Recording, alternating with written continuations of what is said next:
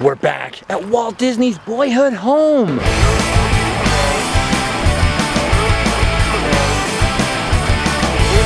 today and enter the world of Randomland. Marceline, Missouri. Walt Disney's Boyhood hometown is just down that highway. But we're up here, just on the road, on the boundary of the property of his childhood home. And we can't go inside of there because it's a private residence today, a very private residence. But luckily the homeowners are fans of Walt Disney and they've left up these signs to give some information about the house and let visitors like us take pictures from a respectful distance, of course. Now the house has been really built up over the years, both vertically and horizontally that way. There's a lot more added to it. But this side, the side we're looking at here, these 4 windows would have been basically the only part of the original farmhouse. Now even though we can't go inside, it's pretty fantastic to stand out here and get a glimpse of at least one part of what was the original Walt Disney family farmhouse here just outside of Marceline. They didn't live in this house very long really in the grand scheme of things, but this place had a huge impact, maybe the biggest impact on Walt Disney's life. Now Walt wasn't born here in Marceline. He was actually born in Chicago in 1901. But just a few years later, his father Elias decided to move the family to Marceline, where Elias's brother Robert had some land just outside of town. Now the reason Elias decided to move from the city out to the country is because Walt had 2 older brothers, Herbert and Ray. They were kind of already pretty much grown men. And there were some neighbor boys, equally religious, went to the same church as Elias, who got into a little bit of a scrape. They botched a robbery, and depending on who's telling the story, they either killed a gas station attendant or a policeman in the ensuing fracas. Now old Elias was a pretty firm, pretty religious, pretty grim American Gothic sort of figure, and he did not want his boys, Walt, Roy, Herbert, and Ray, to grow up that way. So he decided to move his family out into the country and sort of get back to the land, farm, get back to the primitive, simple life. Now originally, the farmhouse here was part of a 45-acre farm that Elias bought. It was owned previously by a Civil War veteran named Crane, so it was known in town as the Crane Farm. Now when the Disneys came here, there was Walt's parents, Elias and Flora, then he had his 2 older brothers, Herbert and Ray, then another brother that was sort of in between named Roy, then there was Walt and his baby sister Ruth, who was really only like about a year or so younger than him, but there was a lot of Disneys here. Now Roy Disney was a little bit older than Walt, and so he remembered Chicago. Walt never really remembered his time in Chicago. He sort of came to life here in Marceline. But Roy said that when they came to this farm, it was just heaven for city kids. Even though we can't come inside the house, just down this road to the side is a trail leading to Walt's dreaming tree and barn. What is a dreaming tree, you ask? Well, let's go find out together.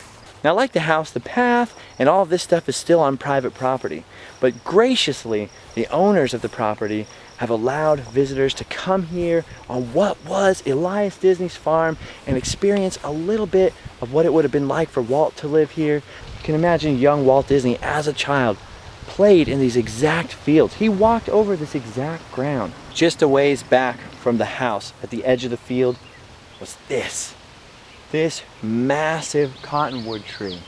This is what they called Walt's dreaming tree. Not only did Walt and his sister Ruth talk about playing under this tree at the edge of the field and practicing what they called belly botany, which is sort of laying on your belly, looking at all the plants and the bugs and the wildlife, but every time Walt Disney would come back through Marceline, he made sure to spend a little bit of quiet private time here. There's actually photos of him looking at this tree with his brother Roy. Some years back, the dreaming tree was actually hit by lightning, and so you can see parts of it are laying here on the ground. There's part of a dreaming stump. But a sapling that's a direct descendant of this tree, which was raised and fostered at one of the Disney parks, was brought back here by a Disney grandson and planted nearby, so that someday there will be another dreaming tree just as massive. They call this one the son of the dreaming tree.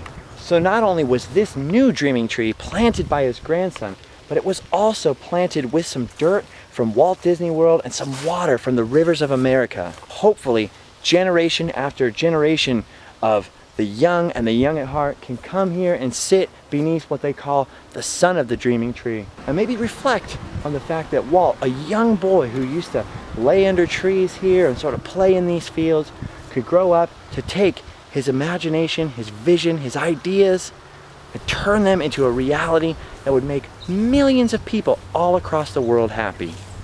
If you continue down the path past the dreaming tree, there's something really amazing back here. And it's a recreation of the barn that was on the property when Walt was a boy. Now, of course, when this was Elias's farm, you wouldn't have seen so much shrubbery. Most of this was all just open fields, but 5 acres of the property were dedicated to orchards. And Walt Disney said, we had every kind of apple you could imagine. Would you like a nice juicy apple? Of course, they also had animals. They had a dairy cow and horses and pigs for Walt to look after. And there was also a lot of wildlife to sort of spark Walt Disney's imagination. You had foxes and raccoons and possums. And there were birds. Even for those who don't know much about Disney history, this is amazing. The path to the barn is lined with signs that sort of explain the significance of it and the history behind it, as well as this quote from Walt Disney. To tell the truth, more things of importance happened to me in Marceline than have happened to me since or are likely to in the future. I mean, this is the man who built Disneyland. I mean, that's a crazy statement. This place really meant a lot to Walt.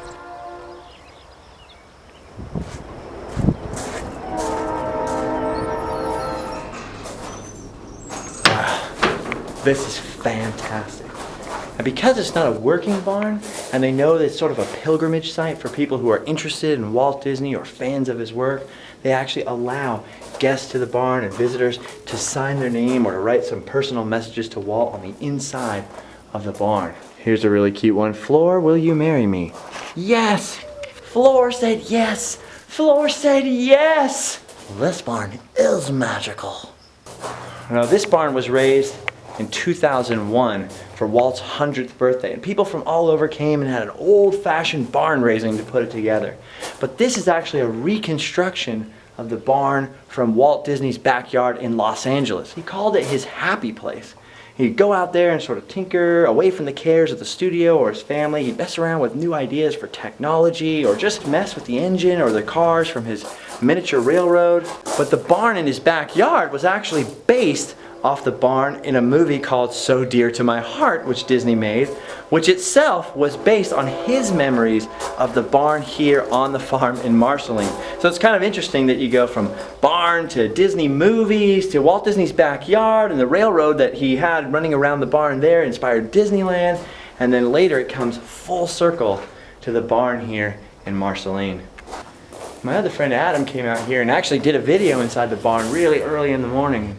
He signed his name in here too, but I am having a dickens of a time finding it. Jeff Heimbuck? Jeff Heimbuck? Adam the Woo? Adam? Now, unfortunately, I don't have a Sharpie or a marker to sign my name, so I'm going to use this little pen. As a consequence, my signature, my name will be really small, but it'll be over here by these 3 windows overlooking the lake, so come out to Marceline and see if you can spot it. Now, when Walt first came here, he had his older brothers to sort of help with the farm work.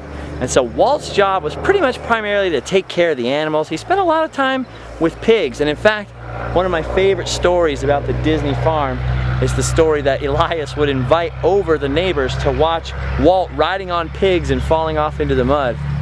So, you know, that Walt, always an entertainer. Besides the huge impact that the farm and farm life had on his work and on his life and sort of on his moral compass, something a little bit more tangible happened to the boy here that would become the legend Walt Disney. On a visit from his Aunt Margaret, he received the present of a drawing tablet and some pencils. Marceline was also the site of another huge moment in the Disney legend when a neighbor named Doc Sherwood asked Walt to draw his horse.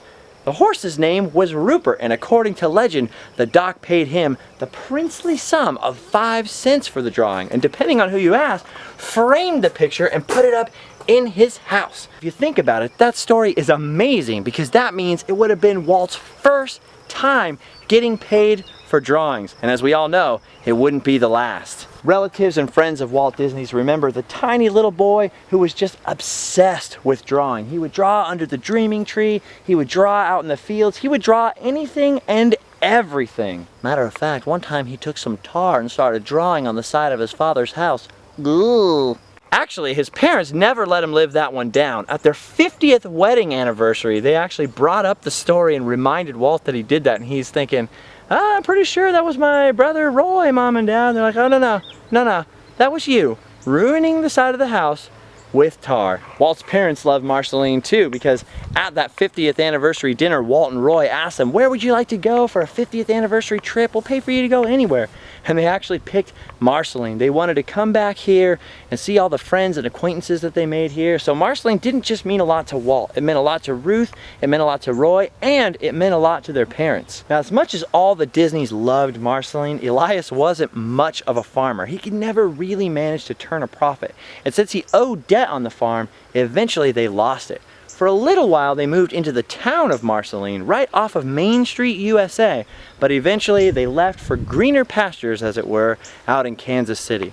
Now, Walt's boyhood was effectively over at that point. He started working for his dad, delivering newspapers in the rain and the cold and the snow and the summer heat. But even though Walt Disney would never live in Marceline again, this place always meant the world to him. This was home. This was roots. This changed everything.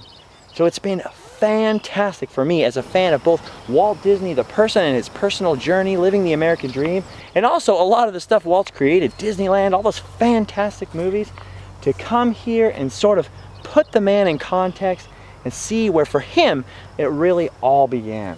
So thank you for joining me today for a look at Walt Disney's barn, Walt Disney's dreaming tree, and the Walt Disney Boyhood Farm here in Marceline, Missouri. Make sure you subscribe for some more crazy adventures. We'll be all over the place, going to all kinds of different places. Disneyland is one of them. And if you want to check out our t-shirts, go to LiveFastDiePoor.Spreadshirt.com. I'm going to spend a little bit more time in this barn before the sun sets and I've got to go. All right, thanks for watching, guys. I'll see you later. Goodbye.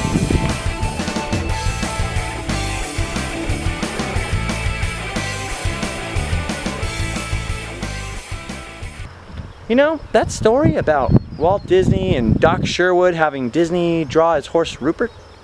The horse's name is Rupert. It's kind of weird, isn't it? I mean, a horse named Rupert? That's a people name. I'm gonna ask one of these local yokels or farmer maybe around here. See if we can get some more information about that. Hold on. Well, you know, back then, it wasn't strange for a man to have a horse named Rupert. Matter of fact, wasn't strange for a man to have a horse wife, a second horse, you know. You get married, you start a family, then you have a horse wife. You have your regular wife, then your horse wife. In fact, wasn't unusual if you had a big enough bed, a horse bed as we called it back then, to have your horse sleep in the same bed with you. You wanted to sleep with its knees locked in the forest, or in the woods, or in the field. I wouldn't want that. I'd want a horse bed with my horse. It's not weird, it's warmth. A warm horse. What more does a man want? What more does a man need? Horse is a man's best friend, you know. More than a dog. You can ride a horse to the store, get your sundries. You can have a couple whiskeys and play poker with your horse. Wasn't weird, it was manly, you know, just some horse cuddling. And there you have it. Knowledge is power. Was it okay? You did good. I liked your horse story. I worked on it really hard and I practiced. Oh, well, it was great. Yeah, I had something called Walt Disney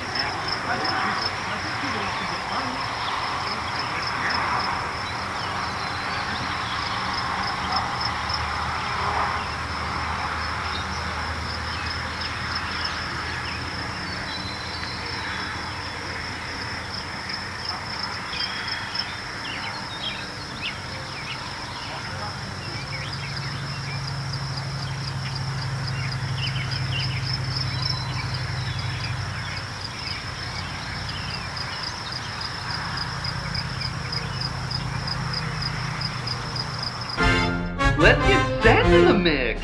Wow.